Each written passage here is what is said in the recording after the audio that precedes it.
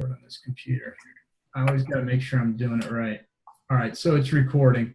All right, welcome everybody to a very special Q&A call of the Referral Challenge. Glad you guys made it here because we've got a special treat, as I mentioned earlier. Oh, it's Eric Bullock. Okay, so Dick Chilton is with us, and Dick, as I've told you guys in a couple posts, and many of you know him already, has just been a tremendous friend and mentor and business asset, and just a tremendous wealth of knowledge for me, for Camellia. Dick was when in the early NPE days. I mean, Dick was there from the very beginning. It was Dick, Sean, and me from the very beginning. And it was Dick's guidance that allowed us, that helped us to grow as quickly as we did. Just tremendous help in every aspect of the business. And that was just guiding us with the growth of NPE. But then his contribution jumped even more dramatically, because he was the guy who created First Auto Closer, the fitness sales system, which we've back then, I mean, I suppose he's still selling it these days, I don't know, but sold just thousands and thousands of auto closer, and impacted so many people, so many fitness business owners.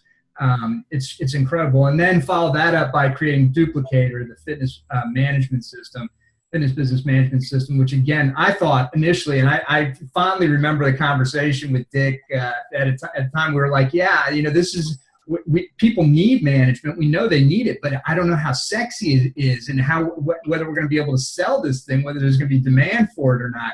And as it turned out, there was red hot demand for it, and we just sold a ton of those, and it again helped a whole lot of people. So Dick was a key player in all the MP, and you know, just a tremendous friend, as I said. So Dick, thank you again for being on the call. Really appreciate it.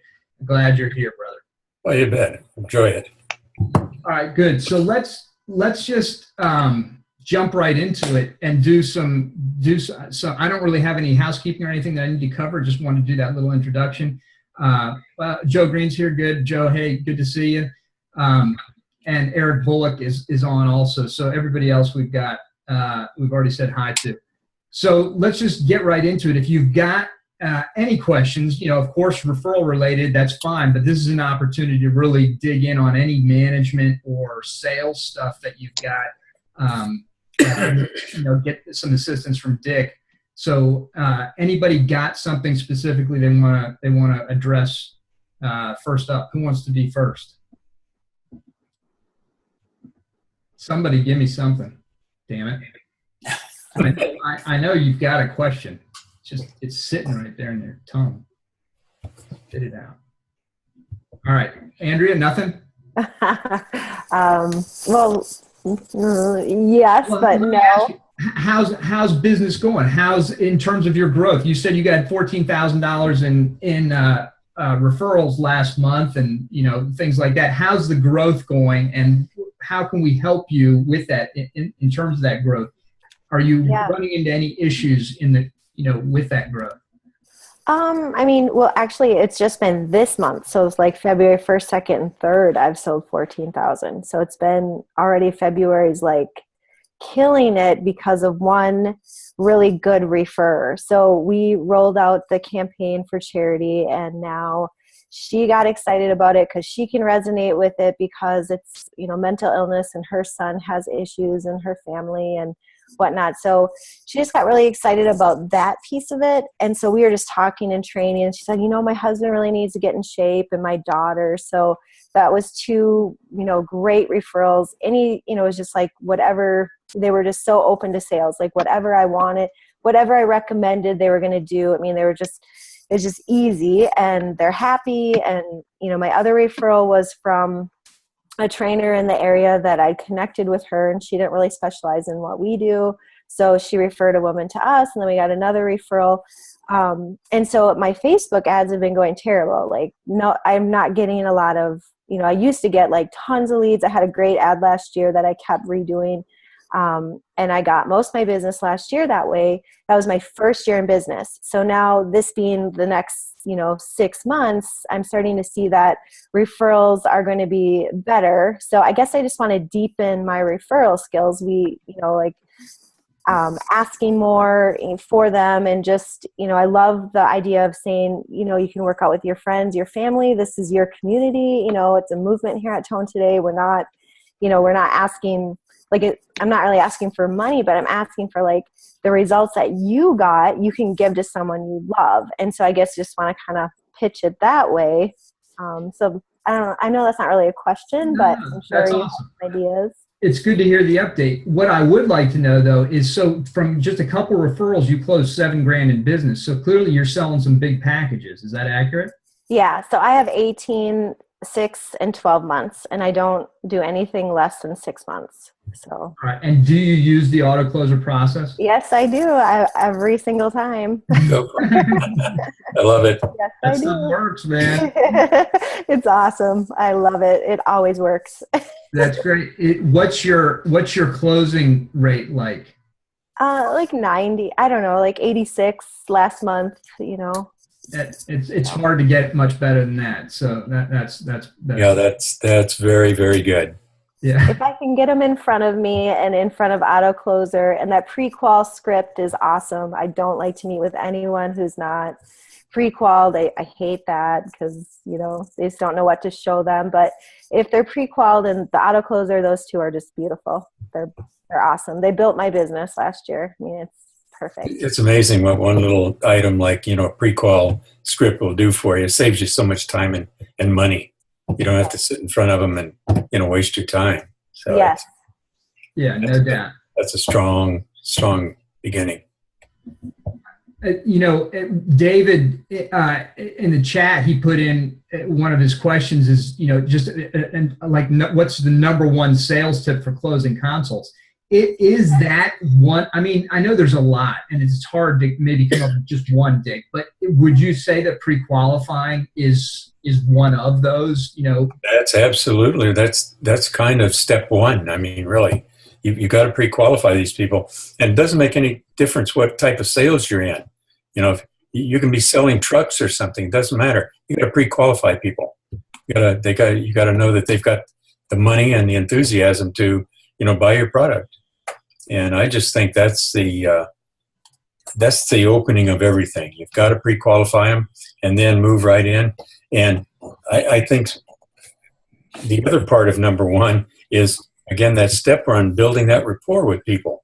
This is what gets you, because they're not buying, don't want to get on a soapbox here, but they're really not buying so much of a product as they're buying you. If they don't like you, you're dead meat. It's that simple. So crudely put, that's the way it is. If they like you, your chances of the sale are about 99% right there. So that first interaction is crucial, and then you move in, of course, to the pre-qual, and that's a part of it. But I'd say those first two steps, pre-qual and rapport building, are essential. Everything else is mechanical. I mean, you ask probing questions. I mean, those are preset. You know what to ask, and problem building is simple, and closing is simple. But that first step, that rapport building, is not simple, because there you're developing, honing, your own personal skills, your people skills, and that gets to be really a big deal. When I first got into sales, I didn't think so, but it took a few years for me to realize, where's the sale made? Holy cow, it's made when you shake hands. It's right there. It's a done deal. So that's part of that belief system that allows you to know when you shake their hand, you made the sale. It's just a matter of how much, what kind of a package you'll be using based on what their needs are. Yeah. That was a long-winded explanation, but that's the way I feel about it. And now you take as much time as you need, brother. We want to hear what you have to say. There's a very an author that Aaron and I know, who's a real sharp guy, who talks about, I'm just reading here. He says you should never talk to anyone until they know you are a someone, and pre-qualification is part of that. It sets up sort of an authority. It gives you sort of an authority position. which is important, obviously, in addition to rapport building, which is critical. But having that authority position is strong. It takes you from the person chasing the sale to the person willing to accept a new client. Right. Andrea, when you pre-qualify, do you ask about money range and significant other or additional person, decision maker? Do you ask both of those questions? Yes. Yep. I always say, we have two basic things that we offer, and it's private training and semi-private training. And then I say our most popular, is between 300 to 400 per month. And I just kind of let that roll off. And, then either they would say, and I go a little longer and say, our lowest commitment level is 6 months. Is this still something you'd be interested in? And yeah, I'd like to hear. And then I'll kind of go into it further. And then I will say, so when you do come into the appointment, I expect a yes or no, at the time of the appointment, if that's okay. So if you have somebody like your spouse that needs to make the decision, can they come with you or become available? And I've even, done full appointments with people. And if they say their spouse needs to make the decision, then I'm like, you know what, let's just schedule the appointment right now for your spouse to come in. When do you want to do that? Because you going home and saying, I'm going to get fit for $400 a month, he's going to go, oh my gosh, there's so many different gyms out there for cheaper. And so I want him to understand what you understand about our gym, that, we will get your results and we'll support you. And we're very, very different. So then we'll make that next appointment. That's the smartest thing you can do, because nobody can sell for you, like you. So that's a correct way to do it, for sure. Yeah. I'm curious, does anybody on here not pre-qualify before they do a consult? Does anybody not? Wayne, you don't? And why is that, Wayne? Is it because of the dollar figure? No, actually, I don't actually. We've got to the point where we are without. I know the whole sales process, and we are supposed to sit down and do the individual consult, and I know the closing processes and things and asking questions, but everyone that's joined so far has joined because they, after their, for instance, a free session, we usually do 3 free sessions. After their second or third free session, they say they're ready to join, or else I talk to them about joining, but it's not really a sit-down thing. And I know that's something that I should be doing, but they either are interested or they're not. And I know that if I could sit down with them, the ones that are not, I could probably convince them or talk to them more about it to uncover the reasons. And believe it or not, a lot of it has unfolded over text messages. Someone has got my number and they're texting and they're asking about rates, and I try to stay out of the rates.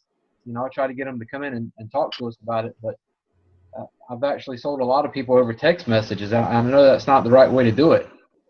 And well, if it works, what percentage are you closing prospect to client conversion? That's some of the numbers that I don't have pinned down yet. I've been trying to figure out how to simplify the process of the people that walk in through the door, getting those numbers to the ones that join or not. And I don't have a real handle on that number. All right. So that's kind of embarrassing to be telling you guys, but that's the truth. Well, I appreciate the honesty, and that's something to work on for sure. Well, and besides that, Wayne, you're just now getting full-time in your own business. You've been full-time someplace else. Give yourself just a break, right? And, you'll dial it in. You'll get there. Yeah. Thanks, Aaron. Hey, all right. So I got a question that Joe typed in here. And Joe, if you want to elaborate on this, feel free. But Joe said, what are the pros and cons of having trainers work for you as independent contractors versus employees? Any thoughts on that, Dick? Well, as an employee, you've got control over them. As a contractor, you don't. So well, do you want control, or do you want to run a facility with just contractors that come in and just rent your space? Or do you want to have control of your company and, treat them like employees? And there you can, I don't know if you have benefits with them or not, but you have some kind of a mutual agreement, with an employee that you can enforce. With a contractor, you can come in there and basically do whatever he wants. I mean, he can probably mentally trash your company if he wants. Contractors are, if you're going to be in that business, it's different. If you just want to rent space, to people, I've seen that, that model works too, but you are as a landlord, and you stay completely out of the system. Whereas, you bring these people on, employees, you can build a good, strong team, if you will, and have a lot of credibility. And then when referrals start coming in, your customers are happy, clients, and the referrals are much stronger then too. Whereas the other way, it's just the contractors or subcontractors are competing amongst themselves, really. So I think it's an either or. I can't envision me trying to run a company when I had both. I would either have one or the other. I'd be very mercenary in the sense that, these contractors come in, they rent my space, and when I fill up with contractors, I'll raise the price. Whereas if I want to run a company where I have, a good rapport with my people, and you build a presence in the community. Whereas I don't think you can do it the other way. I hope that makes sense to you, but that's just the way I feel about it. So, Dick, I've been in conversation with Joe just a little bit, and he is actually considering going down the franchising role and franchising his concept. I will assume your argument for full-time employees just gets a little more staunch at that point, yes? Yep. Yeah.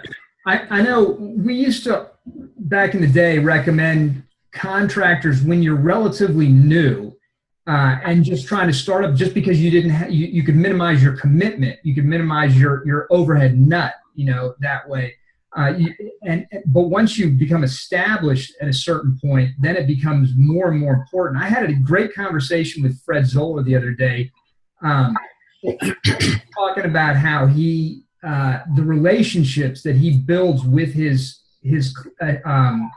employees, with his staff, and how a lot of them have been with him for a long time, and how important that is to him, because just as what Dick just mentioned, he wants to build a real impact in the community. He knows he can't do that on his own, so he wants loyalty from people he can trust, and by having good employees that he's fully vetted and pays well, and they feel strongly about him, they just support his business that much more. I think the key to it is, what do you want to be when you grow up?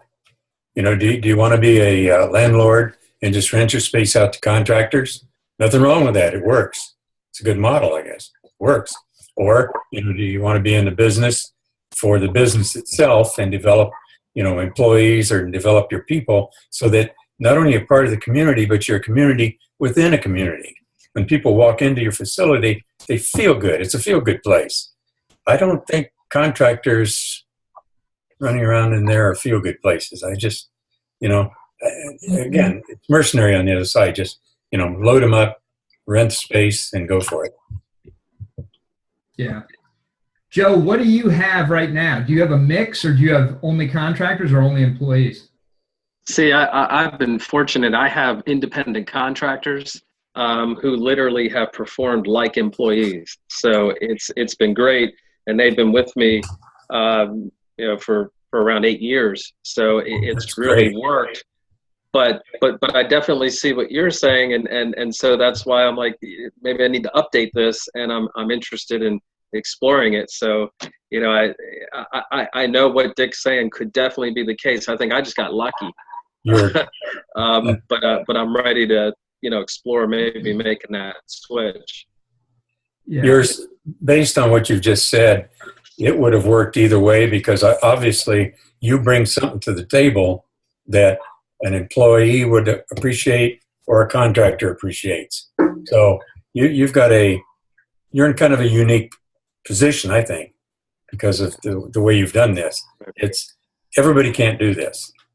So I don't know what you've done, to develop this relationship, but if it works, keep doing it. That's the other side of it. I'll never argue with that. If it works, keep doing it. But as Aaron mentioned earlier, if you are going to pursue franchising at some point, then that's a very serious consideration you need to make. But Joe, what do you attribute it to? Because frankly, I think almost everybody on here would probably agree if they've had any experience with contractors that you are certainly the exception to the rule. To have contractors that have stayed with you that long and been that loyal, what do you attribute that to? I would attribute it to a culture. It's just a whole entire culture. It permeates through our clients and kind of comes back around circle right through our staff. And so we really have what we call a fitness family type of atmosphere. And everyone really feels connected. Everyone feels as though they're a vital part. So I'd have to say it's culture. Yeah, that's a perfect answer. Yeah. How do you handle, or internally, how do you handle it if one of the trainers can't be there for one reason or another? If one can't be there, we have a system where then they check with one will check with the other trainers to say, hey, who's available? This person needs a time. Who else has it? And then everybody will respond and we'll see who has it. And everyone is all about making sure we take care of our client and making sure they're number one. Absolutely. Do you do this through some central, do you have somebody that just does that particular thing, or do they have to go to a trainer and ask if they can train with them? No, what will happen is we have folks that kind of gravitate towards a particular trainer, but in that opening piece where I'm doing the initial consultation, I explain to them that we're part of your personal healthcare team. And so you have now just taken on a group of fitness professionals that are here to help you. And by utilizing any one of us, that helps us accommodate your schedule. So we're here to accommodate when you can come, not the other way around. And so it tends to work really well. So you set all this up front.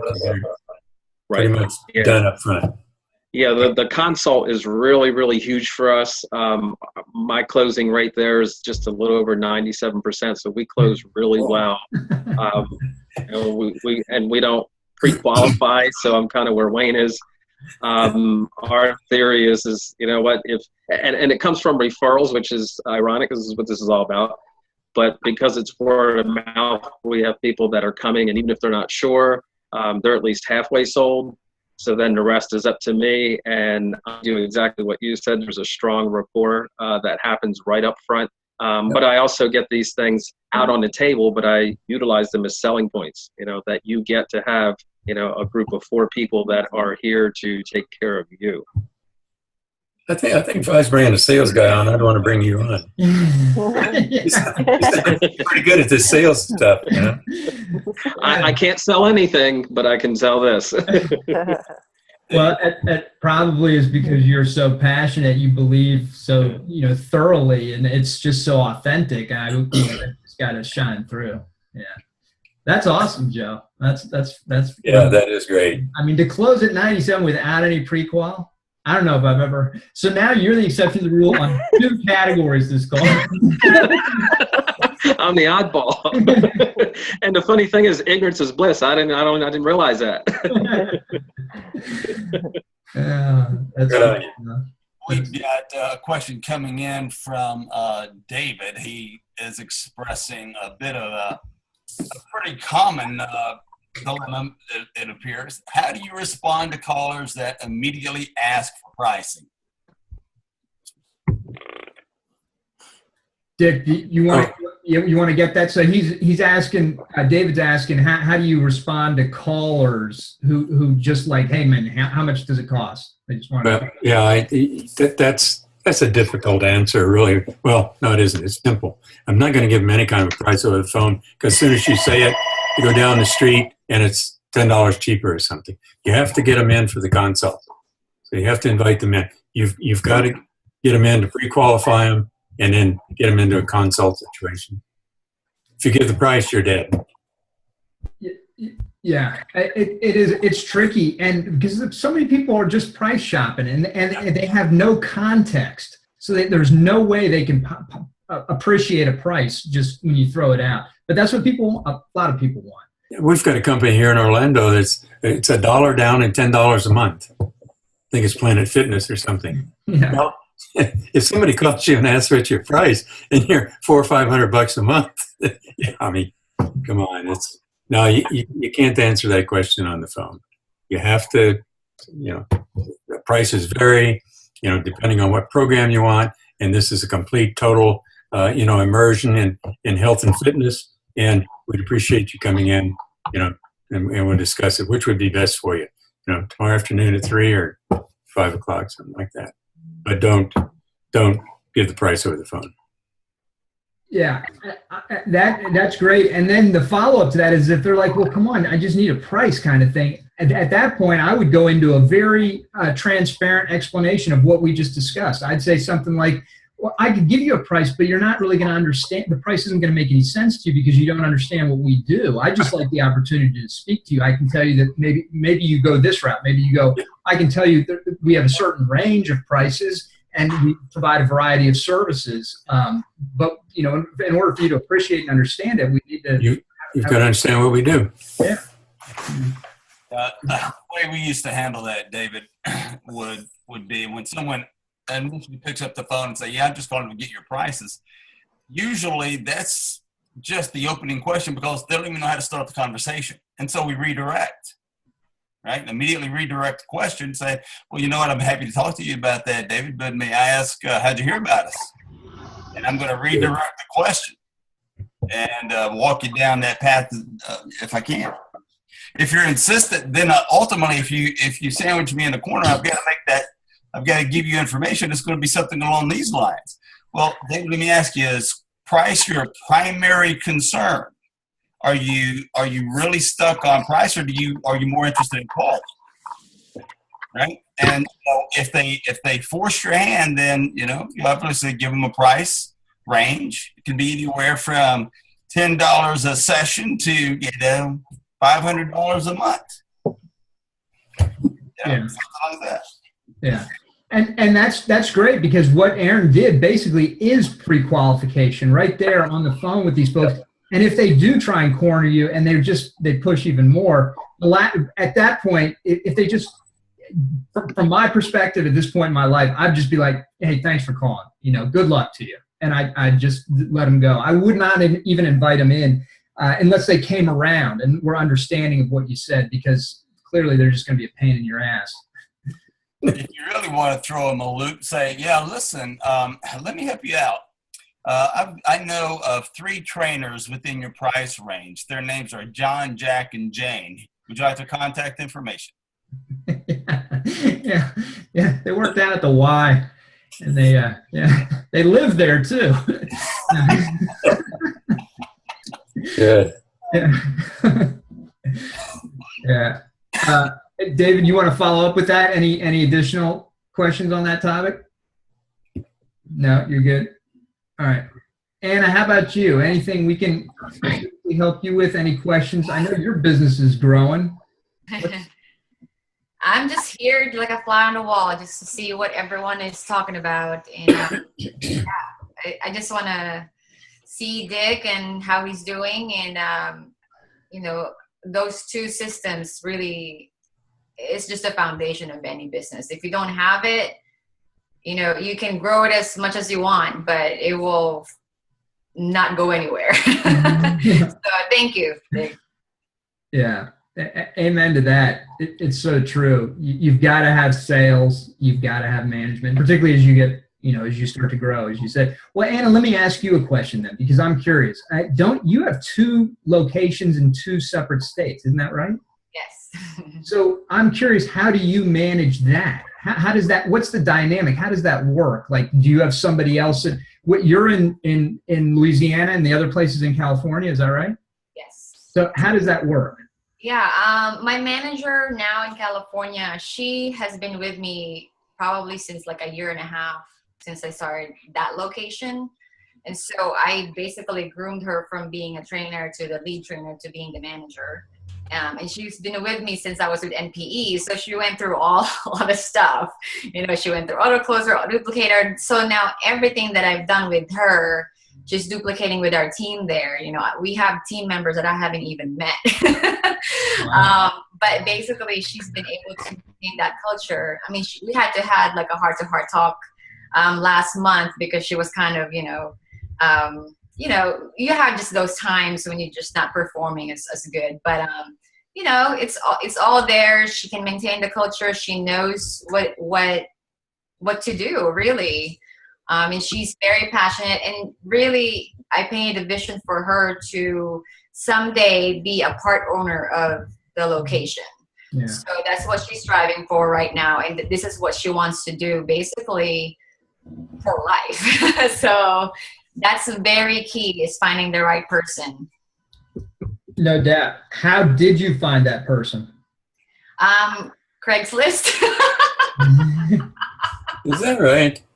Yeah, I pre-qualified her during her phone interview, and we just clicked because we had such similar stories of how we kind of got into the industry. And she was just very teachable. She hated her job at the real estate office, and we just clicked. And like I said, having NPE back then, being able to systemize everything, having to interview her and how, put her through tests and stuff like that to make sure she's the right person. This was really helpful for me. So I got lucky. How long was she with you before you promoted her to manager? Let's see. So 2010, we moved. So really, I moved to Louisiana in 2013. So 3 years. Okay. Yeah. So before you promoted her, then she was there for 3 years. How did you manage the satellite, the other location? If you had somebody else in that role, or were you just trying to do it yourself? Okay, so being with NPE, when she was lead trainer, I really wasn't going to the location anymore. So basically, she was the lead trainer / manager. So she was already operating in that kind of mindset. Yeah. So having that transition was just very easy for me. Again, without NPE, it's like I couldn't have made that transition if I didn't train her enough, and if I didn't step away from the business, as early as I did. So I mean, I have a lot of things to thank for with NPE and the system. So. Well, we're very thankful for people like you who implement and get incredibly positive results and then share them. That's great. And I mean, we by Dick and me, not we as an NPE, because neither Dick nor I are any longer affiliated. So one last question, Anna, regarding the Craigslist thing. And Craigslist, I know a lot of people. Well, some people are down on Craigslist now. It used to be very productive. Some people say it's not productive much anymore. But I hear different stories from a lot of people still doing a lot of good stuff on Craigslist. When you did it, did you use that system that we used to provide where they ran the ad, put them through a funnel? Yeah, a lot of heavy pre-qual. Yeah. Yes. Yeah. Yes. Okay. We did the internship program and all of that. And this was back in 2010, 2011. So that's when Craigslist was still probably good. I haven't used Craigslist in a long time. Now I find my team through Indeed.com. That's been really working really well for us. Yeah, that's good. I've heard good things about Indeed. Yeah. All right. Oh, that's cool. Thank you for sharing that. Wayne, I want to jump back to you and see if there's, Dick, Wayne's got a boot camp and he's been in business for a little over a year, right? And just did over 6 figures in the last year. So his business is cranking along nicely. How is growth with your business? How is it for you managing your growth? Are there any particular obstacles that you're running into from a management perspective? I think keeping track keeping track of things as they come in. And that's one of the things I'm really trying to pay attention to what you guys are talking about, as far as not letting people fall through the cracks. Like if someone comes in for 3 free days, making sure you stay on top of it. And now that I'm here more, I'm able to do that. But there needs to be a system in place. So if there was more than one location, there would be a system where the manager or the head trainer knows how to follow up with it. And sometimes there's a shorter trial period of where they're here maybe 3 weeks for $67. That's a trial membership before they decide if a full membership is right for them. And just having a follow-up process in place to follow up with people like that to make sure that I'm staying in touch with them and can talk to them before they leave. Do you have an administrative assistant? My wife does the books. She's really, really detailed when it comes to books. And she kind of likes things to stay status quo. You know, she's not really interested in trying something new or me venturing out trying something different. She wants to keep things simple, and she's old school where she likes to do everything on paper. And she's systematized, but I think it's systematized to where she knows it. Like she has a bunch of different folders with stuff on it, but if someone else steps in, they wouldn't know what her system is. So it's a system. I need a system that's easy for someone to step into and understand, I think. Yeah, that's duplicable, no doubt. Right. That's key. And so what you ought to do with her, and Dick, chime in on this as well, but what I would suggest you do is have her start to document her process, what she does, each step in it, and build out your own little standard operating procedure, your own little SOP, or have her build it out. Of just saying, you know, because at some point you can tell her, hey, honey, at some point, you know, I'd love to just pay somebody to do your job so you can just spend time at, you know, doing whatever, you know, she loves to do. And that might motivate her to record her process for you. But it's important to have, you know, that type of SOP. Does that make sense? If I paid somebody else to do it, it would certainly help our marriage too. Isn't that amazing? How that works, yeah. Yeah. Very stressful. Yeah. But I think you've hit on a good topic for your consideration over the next time frame, whatever that be, week, months. But you really need to install the systems, because when the stuff hits the fan, you'll only have the strength that your systems provide. Because as an individual, you won't be able to jump in and put out all those fires. So systematize everything you can, starting, you know, when you first meet your client and you run them through the system. And you're going to have to communicate with your wife or your administrative assistant and ensure that you guys are both on the same page. Right. Plus, you kind of need to review, you know, in detail what she's doing, and it helps both of you. Anytime you perform a review, you're strengthening your system, because you will see flaws in there that she doesn't see because she's immersed in it every day. So I think you're on the right track here, because I would imagine there's millions of small businesses that would say the same thing that you just said. You know, you don't have the system for the control, and systems are control. That's what it's all about. Leadership is one thing, but you still have to manage those systems. Yeah, no doubt. And I'll tell you, it's easier now, Wayne, than a year from now. It'll always be easier to start building out those systems now than it will be later on down the road, because things just get more and more complicated. Let me make another point here too. When you look at expansion, you want growth. Well, you're vulnerable to every weakness you have. As you grow, those weaknesses get bigger and bigger and bigger. So Eric's right. You got to solve those problems right now before you look at expanding, you know, whatever, into another boot camp or bringing on another trainer. You've got to fix the flaws in the system now, because they really get big, and they'll crush you in the future if you don't pay attention. Pay attention to the detail. Devil's in the detail, no doubt about it. Devil's there. Moreover, if you ever go to sell your business, if you don't have those systems, yeah, you're gonna have to rush to get them created. Yeah, that's right. Systems give you not just value, but what's the word? Equity. They're that's how you build equity in your business is through systems.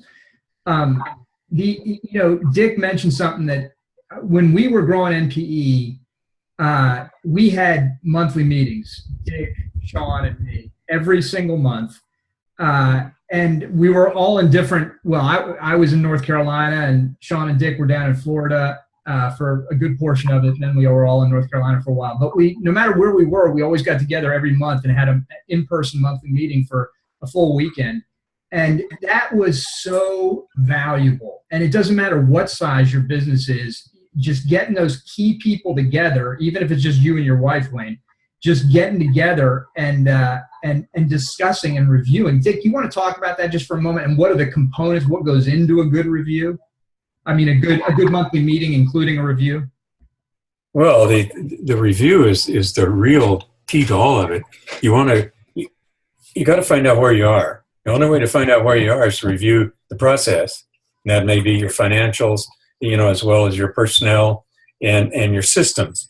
But the review is so crucial because things get out of hand by just the nature of the business. You run for a month. Well, what you talked about last month may not be happening now.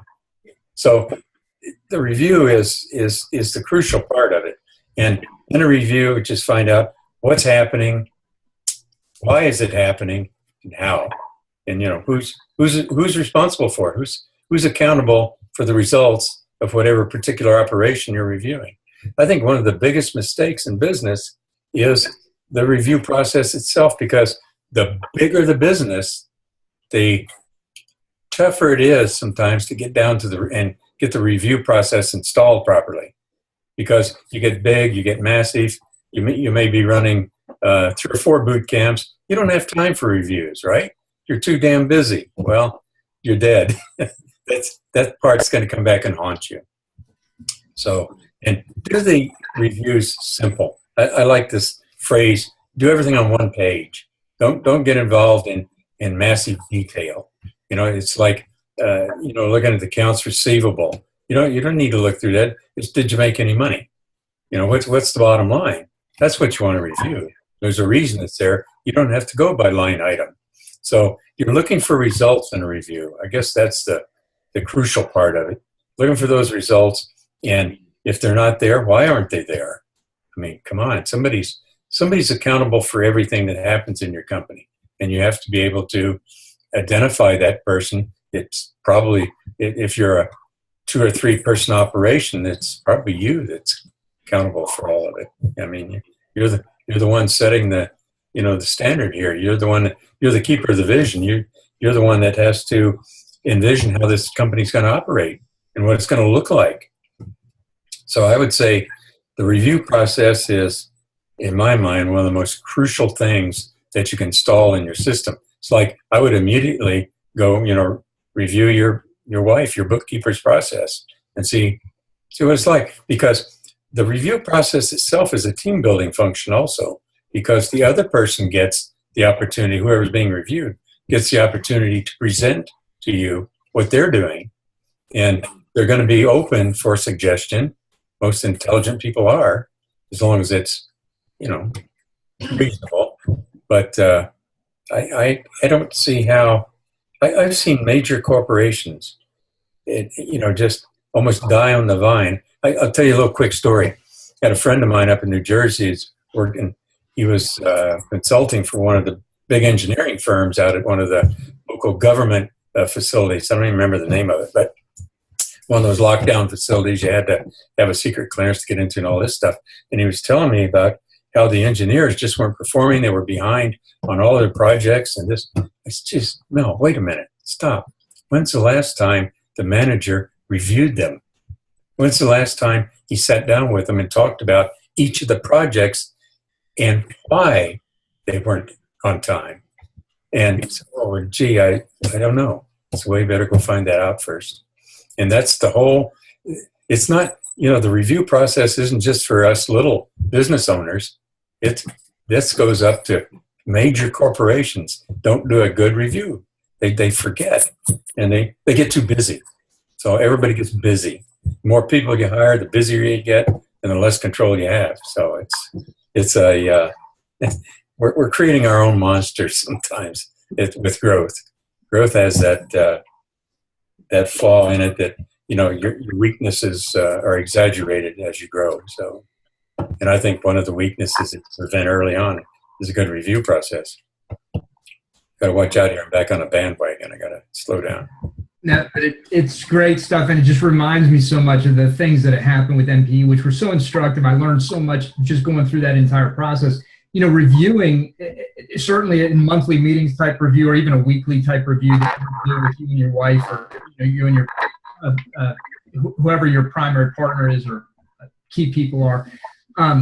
My brother's a pilot, Navy pilot, and so and Dick is a pilot as well, with a crap ton of hours. It's amazing how many hours Dick has in the air, because even compared to my brother, who's a full-time career Navy pilot, Dick has more hours than Mike does. But a little over 6,000. Yeah, it's crazy. All pilots, they after they fly, they do pre-flight planning, and then after the flight, they do a post-flight review. To talk about what went right, what went wrong, so they can fix it. I recommend that you do, particularly if your sales are not strong. One of the best things you can do is a post-consultation review, even if it's just a self-analysis of what you've done. That's one thing. The other thing is the whole review process. One of the things that makes it very strong is that it's like that whole reticular activating thing. It's like what you focus on improves, and having those reviews causes you to focus on the key important things on at least a monthly basis, possibly a weekly basis. And I'll tell you a little inside story about NPE. Is that in our very first year in business, we did $800,000 in sales, very first year. And then the second year, we did $2.5 million. So just huge growth. And the third year, we were over $5 million. So it was just astronomical growth. And you'd think, wow, we're all getting rich. Well, we weren't. And that's the thing about that. And we saw that every single month. And Dick and I this was always a source of frustration for me, and Dick was there to support, and he saw the same issues. Because we would always analyze our numbers. We'd look at the numbers, and we'd see that our gross revenue was sweet. I mean, it was awesome. It was going up every month in huge ways, but so was our overhead. So were all of our expenses. And there was, ironically, we called it net profit explosion, and we had no explosion in our net profit. So it was, but this is the kind of thing that you only see if you're watching those numbers regularly. Otherwise, you just sit down at some point, you go, well, why am I not making any money?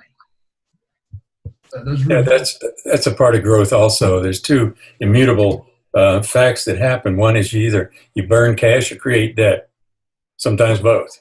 Yeah. So that's, again, back to the review process. Well, why and how are we doing this? Let me ask if you could just rewind history a bit and do that all over. What would you do? What processes could be put in place to make it more profitable? Yeah. Well, from my perspective, the issue was that we just grew our overhead so dramatically, so quickly. And so it's just a matter of controlling the overhead. There were things that could absolutely be done. We had redundancy in employees. We were overpaying for some of our location, space, rent, things like that. We had redundant systems, technology systems, things like that. So it just required being more precise about what we invested in. But you have to invest to grow that rapidly. You've got to throw a lot of money into it. There's no doubt, but you don't have to throw as much as we did. So it's just being smarter from my perspective about what you put your money into. Dick, you got anything to add to that? Well, there's growth, and then there's out of control growth, and there's control growth. And I think you have to determine right up front, if you're spending all your cash and you have to borrow money to grow, right there you're doing something wrong, because cash is king. You got to have the cash there somehow. And then if you want to grow, maybe, create some debt. But when you grow, I think there's so many topics here. When you grow, you're hiring new people. When you hire new people and you're a small company, that's like, it's a killer, because first thing is you have to pull resource for training. this new person, and everybody you bring on, no one will be at the efficiency level that you are. That's an impossibility with an employee.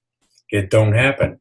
So you bring on 2 or 3 new employees, you got to train them, and there's a built-in inefficiency when you have each time you hire a new hire, your company becomes less efficient.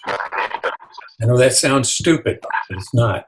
You'll get the efficiency out of a customer service or your administrative assistant, and because they'll pull a lot of functions that you do.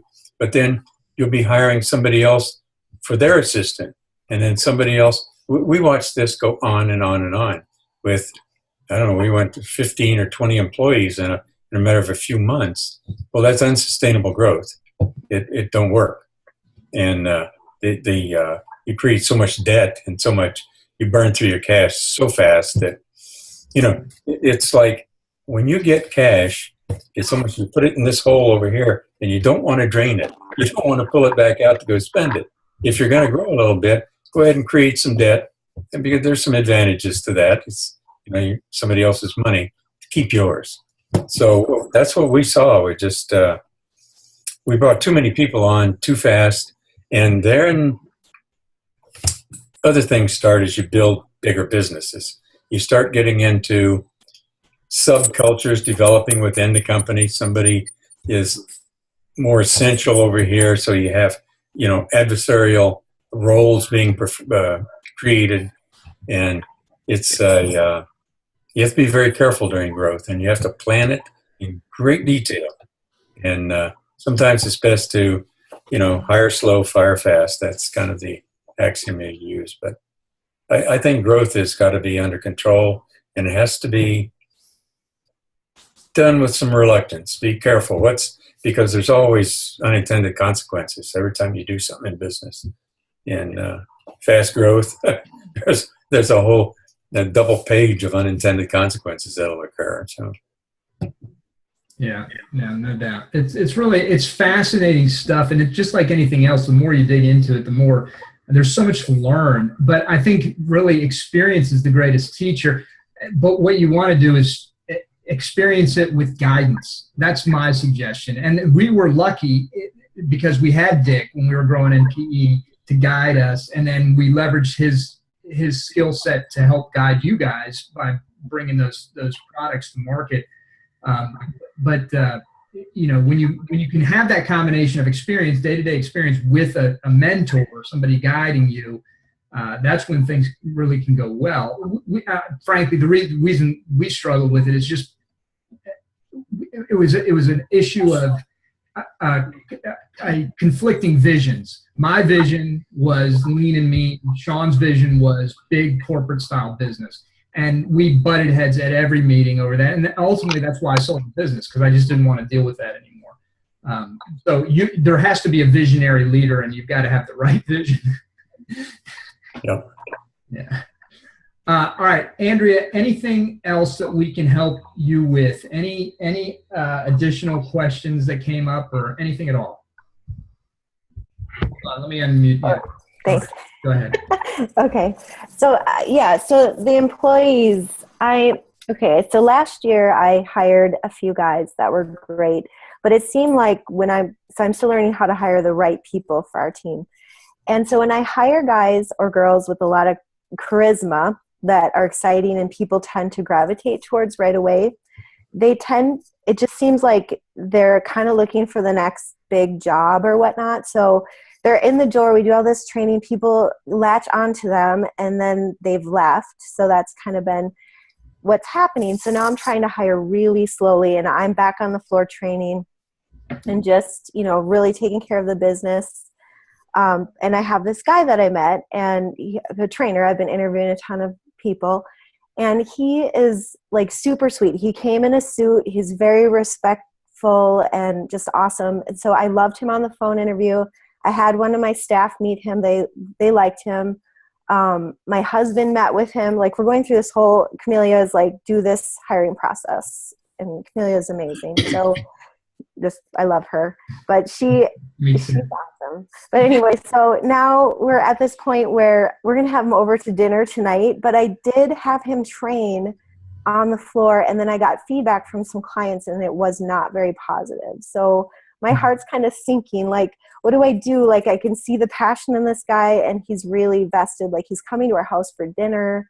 I mean, I don't know. He's had long-term clients at his other job, but when he was on the floor, it just kind of was a train wreck. I saw it happen. I was like, oh no. So he asked me, he's like, can you send me the programming? So, cause I said, I want you to train on the floor one more time tonight before we, go to my house for dinner. And he's like, okay, will you please send me the programming and their names and their ages? And so he is really trying to do his best. But then when I got that feedback from clients, I was just like, oh no, what do I do? So if you have any, I don't know. Well, I guess my main question would be, what was the feedback from the clients? What was so negative that they felt uncomfortable with him? They just said, well, I mean, one lady said, I just felt like Alex, the trainer I usually work with, knows my workout so much better and I'd prefer to work with him. I don't think it went very well. She said he didn't seem as though he knew, what to do with me, kind of thing. So, yeah, he probably didn't. Yeah. No. Yeah. Do you have a published workout program that each of your trainers do, or do they kind of make their own up and do them? No, we have a program. Absolutely. How much training did your guy get on the program for him? Like 10 minutes before he went on the floor. There's part of your problem. It's more you than him. Yes. Because you didn't give him enough, really.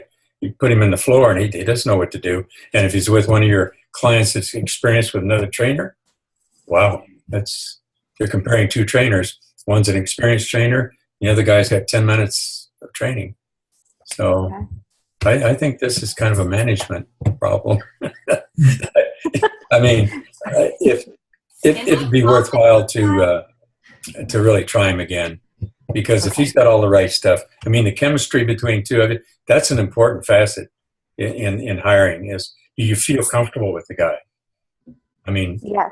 I think he's you've very probably sweet. got the right guy. It's just a matter of some very severe training and some, talk to stuff like, here's the way we do it. Here's the way you have to do this. And then I would put him with, do you have any inexperienced clients or ones that aren't locked into another trainer? Yeah, like someone new. Yes, I do. Mm-hmm. Yeah, not necessarily new, but at least new enough not to be loyal to just another trainer, because that's a big deal. I mean, somebody says, I'm comfortable with somebody training me. I don't want to train with this new guy over here. So I'm going to say something that isn't, probably very strong. I wouldn't like the guy. So I see. But if you're comfortable with the guy, chemistry is a big deal, because it's the way your brain interprets information. When you're talking with another person, you get a good feeling. There's a reason for that. It's bigger. I can't go into it right now because it's off into another tangent. But when you feel good about someone and you guys are on the right track, then that's the right person, usually. I mean, you can have all the credentials in the world, but if you're not comfortable with him, you can't hire them. If you are comfortable with him, I give him another chance or two. Let him, sit down with him and train this thing and tell him, look, here's the way it is.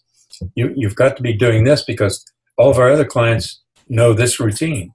And that's the routine you have to do. That makes sense? Yes, very much. Yes, thank you. Yeah, Andrea, I'll jump in here on that. I feel your pain. We've been there, done that, and here's how we learned it. Learned to get around. Right? Hire for personality, right? Because personality is going to go a long way. If they have reasonable intelligence, they can learn, right?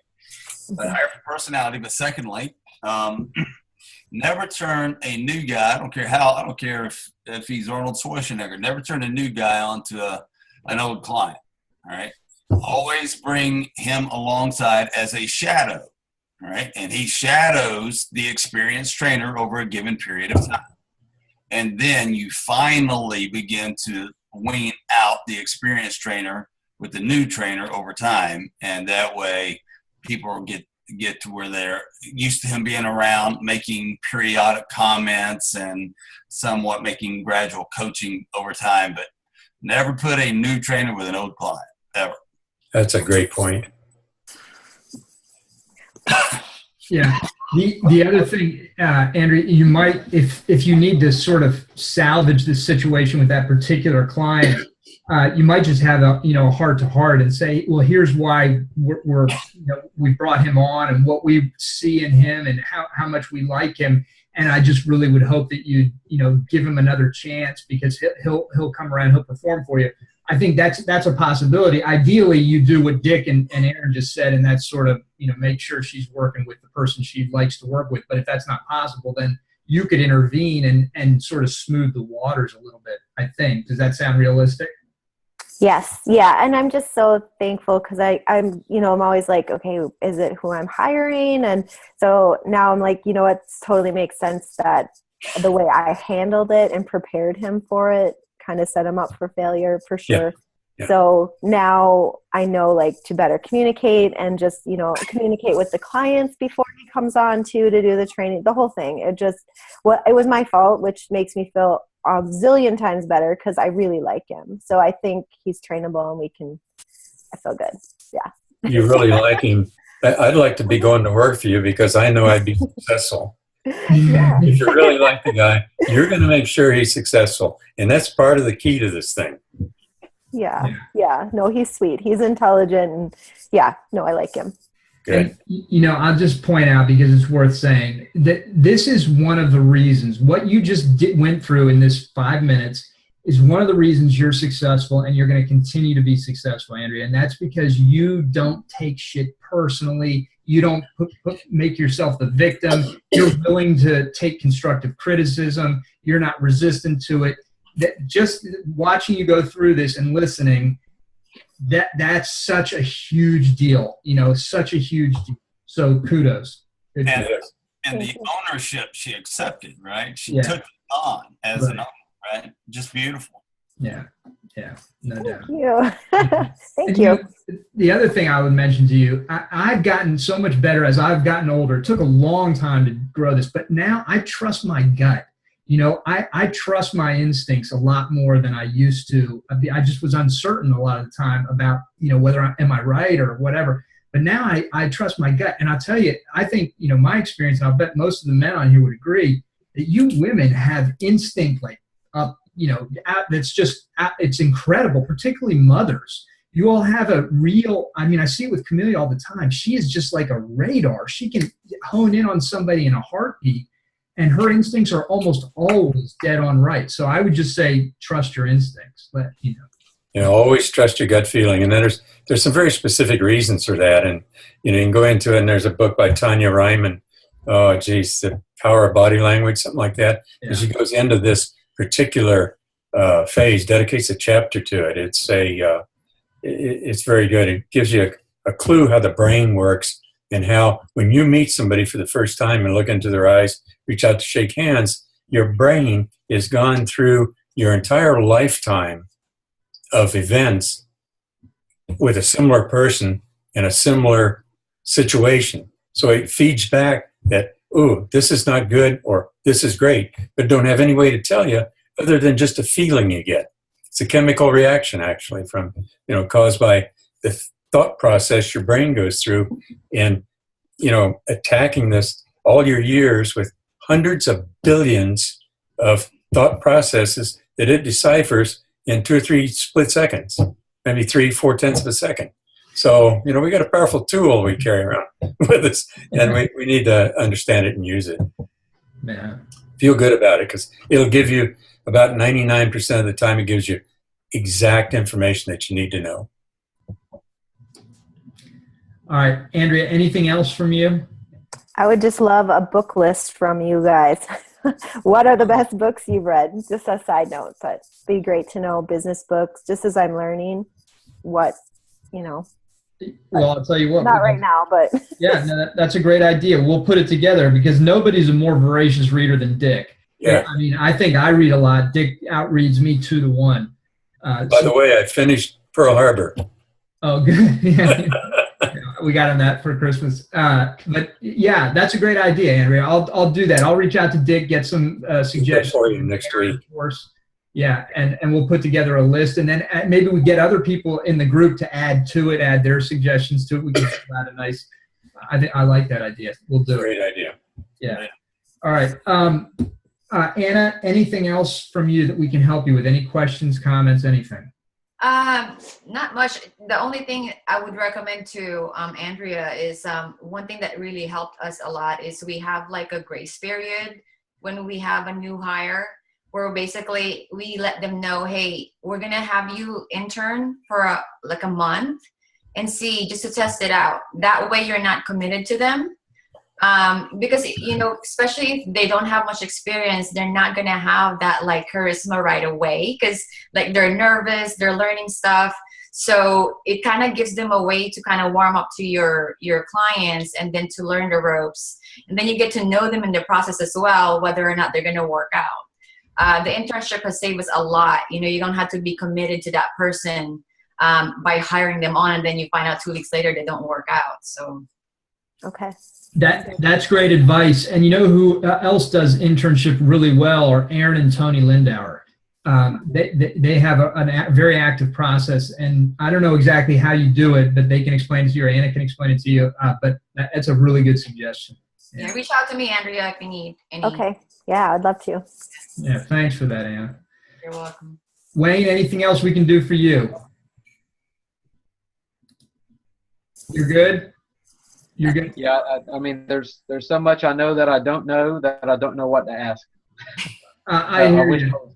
I wish I could take better advantage of the opportunity of having you guys here, but I've been trying to really latch on to everything you guys are putting out in the referral challenge and implementing it all. Appreciate it. Well, why don't you put a little list together of just a few things that's a concern to you, and then we'll address it next week. Yeah. All right, great. We're going to have Dick on again. So yeah, just be noodling through this thing, because really, you know, as we just sort of alluded to, you can go deep with this stuff and there's so much value to it. But as you said, you're dead on right. You got to know what to ask. Yeah. You know? And so you need to, you know, if you take some time and noodle through it, and just, even if it's a little thing, just jot it down and bring it to the call. And because that might just be a thread that goes on and on and on. And we can, you know. It usually is. Yeah. Starts it. All right, great. Well, then, on that note, I will tell you that Dick, I twisted his arm a little bit here, and really to ask him if he would do some coaching and consulting, make his services available to everybody in the referral challenge. And he's busy playing golf, so he really can't do that. He just doesn't have time because he's working on his handicap. But he has little time, and he has some interest because he loves to be engaged. He loves to stimulate his mind. And so if you guys are interested in doing anything with Dick, he is offering a 1-month coaching opportunity that you can take advantage of. That's it. There's no ongoing commitment. It's just 1 month. But if you, I just put it in, I think. If you are interested in it, very reasonably priced, $750 for the month, gets you 4 calls, 4 weekly calls, 60 minutes each. He'll dig into management and sales is his AOE, his area of expertise, but he knows business in and out. So there's really not much you can ask him that he can't help you with. If you have an interest, just email me, support at Local Leverage I was about to say support at Profit Explosion. Support it at Local Leverage LLC. Yeah, remember who you are. Yeah, support at Local Leverage LLC, and I'll set it up. I get nothing out of this. Aaron and I, this is not an affiliate type thing. We're just want to make it available, and I'm going to let everybody in the group know about it too. But you guys are here now, so I'm telling you. So if you have an interest, just reach out to me via email, and I'll get you in touch with Dick, and you can work it out. But like I said, $750 for the month, 4 calls, 60 minutes each, and believe me, it's worth 10 times that. All right, thank you all very much, Dick. Thank you for making the time to do this. Really appreciate it. Hey, you bet. It's glad meeting all you guys too. Anna, good to see you again. Also. Same here. Thank you, guys. All right, guys, we're gonna end it there. Take care. Thank you.